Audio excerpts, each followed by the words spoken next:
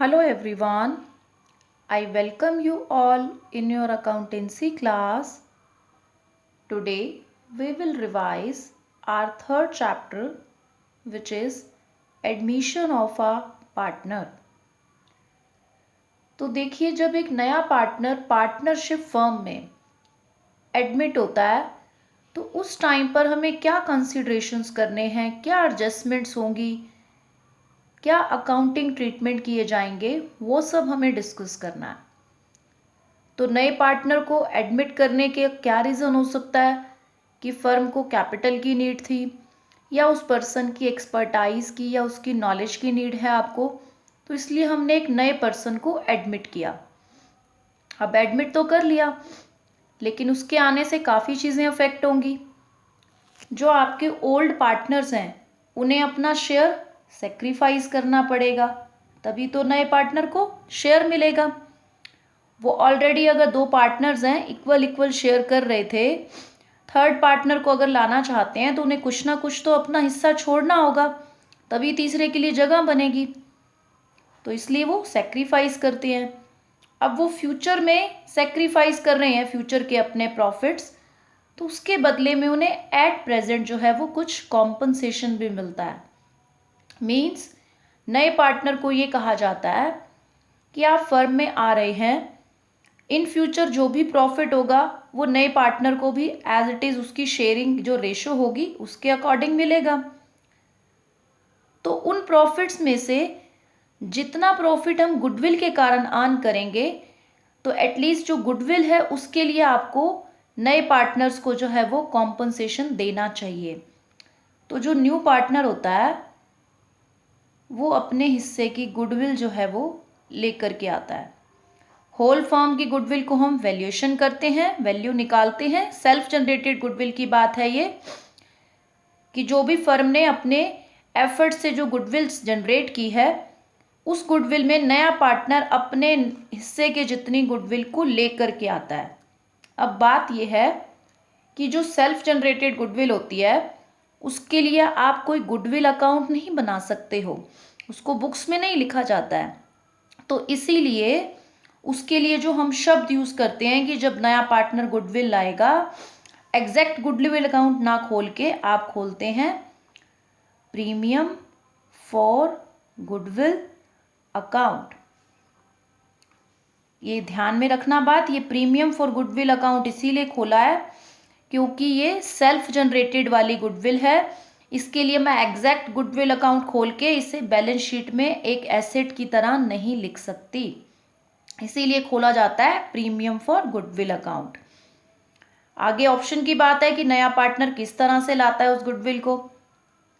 तो यहाँ आपको ट्रीटमेंट करना है एक तो गुडविल का, कि जो नया पार्टनर गुडविल लेकर के आएगा वो बाकी के ओल्ड पार्टनर्स को जितना भी उन्होंने सेक्रीफाइस किया होगा उस सेक्रीफाइस के रेशो में वो उनको वो गुडविल पे कर देगा। क्यों कर देगा?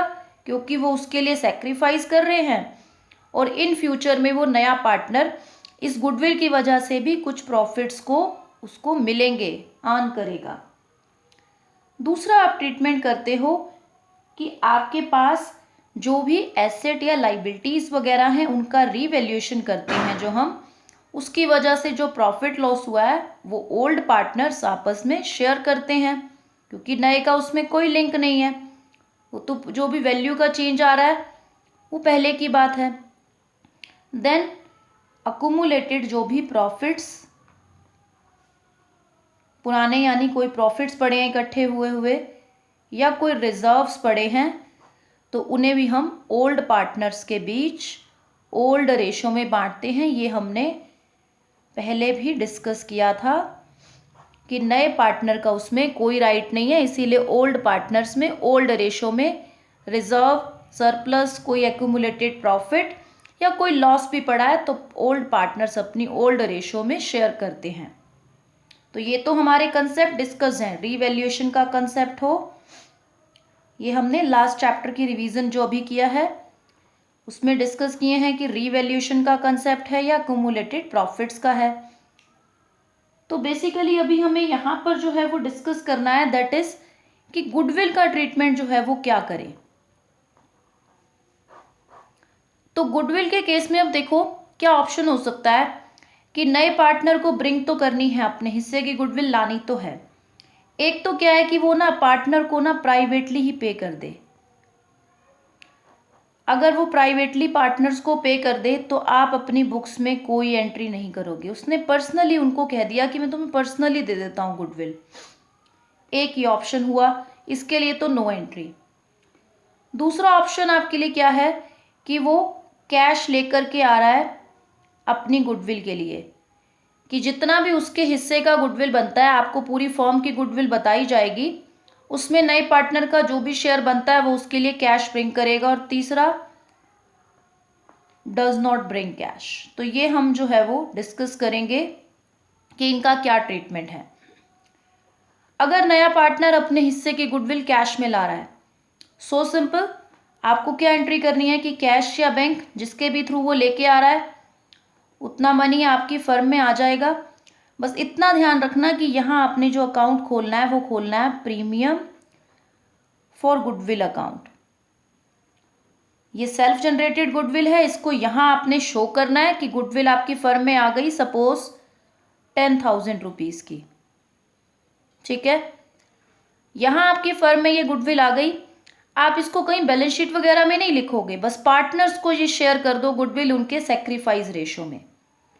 नेक्स्ट इसकी क्या एंट्री होगी कि हमने जो है वो पार्टनर्स को, जो भी ओल्ड पार्टनर थे, सपोज करो सी नया पार्टनर है जो एडमिट हो रहा है और ए और बी पार्टनर्स थे जो ओल्ड पार्टनर्स थे, उन्होंने जो है वो इक्वल रेशो में सैक्रिफाइस किया है। तो यहां क्या करना है, बस इस गुडविल को आपने जो है वो प्रीमियम फॉर गुडविल अकाउंट को यहीं हम क्लोज करेंगे। कैसे, जो भी ओल्ड पार्टनर्स थे उनके कैपिटल अकाउंट में सैक्रिफाइस रेशो में इस गुडविल को बांट करके। तो आपके पास ये गुडविल 10,000 है, सैक्रिफाइस अगर इन्होंने इक्वल किया है तो इक्वल इक्वल इन्हें डिस्ट्रीब्यूट कर दीजिए और नरेशन राइट करेंगे आप। यहाँ आपका ये प्रीमियम फॉर गुडविल अकाउंट तो यहीं क्लोज हो गया। अब अगर पार्टनर्स चाहते हैं कि हमें विड्रॉ करना है ये पैसा, तो पार्टनर्स को विड्रॉ कर लेने दो। अगर विड्रॉ नहीं करेंगे, रिटेन करते हैं, तो ये एंट्री आपकी यहीं क्लोज हो जाती है। If they want to withdraw their goodwill, जितना भी विड्रॉ करना चाहते हैं उतने से उनका कैपिटल अकाउंट डेबिट हो जाएगा। एस कैपिटल अकाउंट डेबिट, बीस कैपिटल अकाउंट डेबिट। जितना विड्रॉ करेंगे, अगर सारा विड्रॉ कर रहे हैं तो पूरा विड्रॉ कर लेने दो इन्हें। और टू कैश या फिर टू बैंक, जिसके भी थ्रू गुडविल को वो लेकर के पार्टनर आया था। अगर कम विड्रॉ किए होते तो कम से एंट्री हो जाती। तो ये तो था गुडविल का ट्रीटमेंट कि जब पार्टनर जो है अपने गुडविल को बेसिक नॉर्मली कैश में लेकर के आ रहा है। अब ये भी हो सकता है कि पार्टनर कह रहा है कि मैं कैश में नहीं ला पा रहा हूँ गुडविल, देन क्या एंट्री करें। लानी तो उसको देखो पड़ेगी, नहीं ला रहा है तो भी उसके लिए उसको एंट्री तो पास करनी ही होगी। गुडविल तो नए पार्टनर से आपको लेनी ही है। अब क्या किया जाए, लेट्स सी। तो जब अगर पार्टनर कैश में नहीं ला पाए तो उस टाइम पर हमें जो है, हम ये करेंगे कि जो नया पार्टनर आ रहा है उसे ये कहेंगे कि जो ओल्ड पार्टनर्स ने आपके लिए सेक्रीफाइस किया उतनी गुडविल तो आपको जो है वो पे करनी थी। तो जो भी उन्होंने सेक्रीफाइस किया आप उन्हें कॉम्पनसेट कीजिए। तो अब कॉम्पनसेट करने के लिए नया पार्टनर ये कर सकता है कि वो अपने कैपिटल या करंट अकाउंट के थ्रू पे करे। लेकिन कैपिटल अकाउंट के थ्रू अगर वो पे करता है उन्हें गुडविल का पैसा नया पार्टनर, तो उसकी कैपिटल जो है वो चेंज हो जाएगी और वो भी नया ही पार्टनर आ रहा है, अपने हिस्से की कैपिटल ला रहा है, उसको हम नहीं बदल सकते क्योंकि आपने उसको सपोज 1/4 के लिए पार्टनर बनाया तो वो उसके अकॉर्डिंग कैपिटल लेके आ रहा है फर्म में। तो अभी उसकी कैपिटल को कुछ नहीं कर सकते आप। तो इसीलिए हम यूज़ करते हैं कि हम उसको कहेंगे कि आप ओल्ड पार्टनर्स को जितना भी उन्होंने आपके लिए सेक्रीफाइस किया उस सेक्रीफाइस के लिए जो गुडविल देंगे वो आप अपने करंट अकाउंट के थ्रू दीजिए, बिकॉज वो कैश में गुडविल जो है वो नहीं लेकर के आ रहा है। ठीक है, तो यहाँ हमारे पास एक स्टेटमेंट है, इसमें हम देखते हैं कि क्या कुछ सिचुएशंस हमें बताई गई हैं A and B are partners sharing profits in the ratio 3:2. They admit C into partnership with 1/4 share in future profit. Okay, C को admit किया. न्यू प्रॉफिट शेयरिंग रेशो है 5:3. सी जो है वो 50,000 रुपीज़ अपनी कैपिटल के लिए लाया but could not bring any amount for goodwill. Goodwill के लिए कुछ नहीं ला रहा है. Firm's goodwill on C's admission was valued at 48,000. तो उसको 1/4 शेयर के लिए जो है वो गुडविल कितनी लानी थी? 12,000 रुपीज़ की. 1/4 शेयर लाना था गुडविल का, 1/4 के लिए आ रहा है. अब आपको जर्नल एंट्री पास करनी है.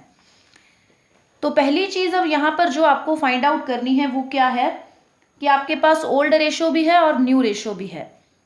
तो पहले तो आप सेक्रीफाइस रेशो फाइंड आउट करेंगे. तो सेक्रीफाइस रेशो के लिए हम क्या करेंगे यहाँ पर कि ए ने कितना किया है वो देखना है आपको. ए का ओल्ड रेशो था 3/5. न्यू रेशो है उसका 5:4:3 5/12.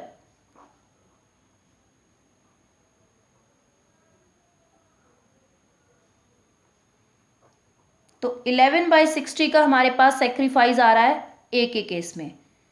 बी के केस में देख लेते हैं.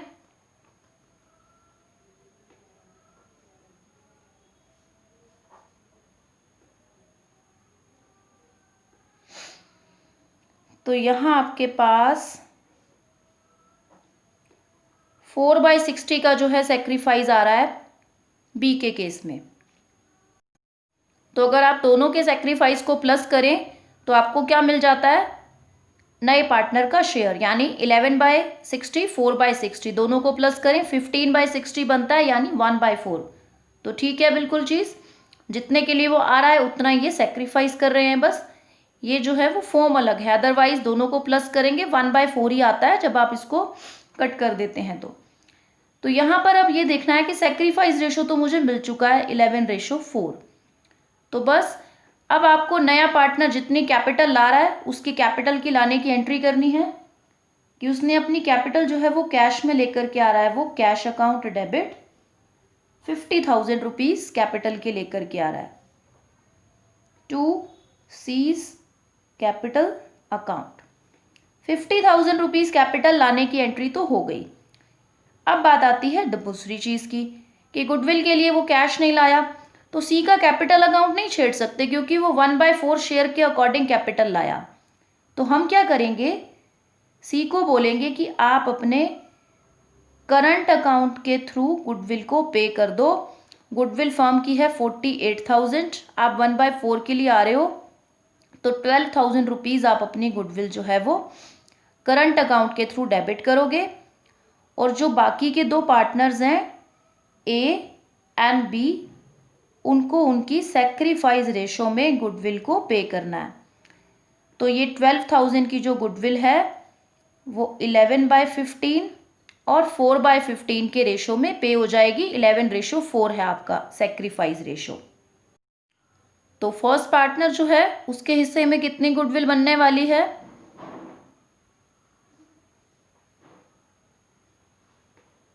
8,800. सेकेंड के हिस्से में बन जाएगी 3,200 की.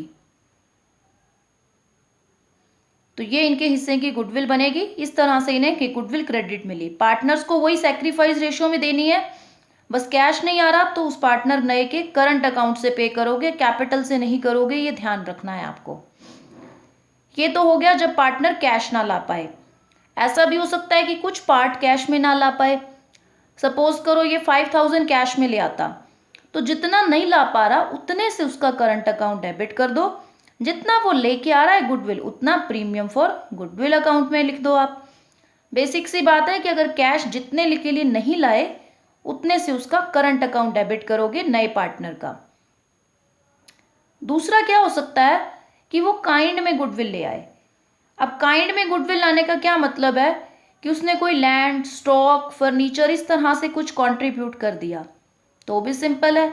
लैंड अकाउंट के थ्रू उसने सपोज कीजिए 50,000 की गुडविल लानी थी, लेट अस अज्यूम. तो उतने से उसने जो है वो उतना अमाउंट जो है वो लैंड के थ्रू कंट्रीब्यूट कर दिया.